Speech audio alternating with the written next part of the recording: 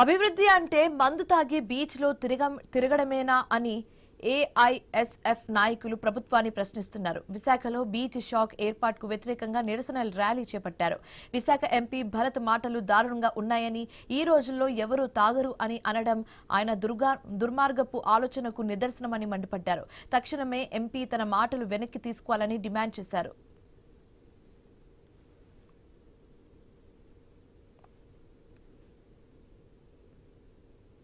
పట్నంలో beach shocks పేరిట, అలాగే కృష్ణలంక బీచ్లోని పర్యాటక అభివృద్ధి పేరిట మద్యం షాపులు ఏర్పాటు చేస్తామని చెప్పి ఆగమేఘాల మీద ఇటువైపు మంత్రివర్గం కూర్చొని నిర్ణయించి నిన్న రోజు కూడా 3 రోజుల క్రితం జీవో 362 విడుదల చేశారు. దీన్ని అఖిల భారత యువత సమైక్యగా అట్లాగే విద్యార్థి మహిళా సంఘాలు పూర్తి వ్యతిరేకిస్తూ ఉన్నాం. మరోవైపు విశాఖపట్నం ఉన్న ఎంపీ గౌరవనీయ శ్రీ భరత్ గారు విద్యావంతులు, మీరు ఎంతో విజ్ఞానం కలిగి యూనివర్సిటీ నడుపుతూ ఉన్నారు, తాగితే తప్పేంటి అని అడుగుతా ఉన్నారు.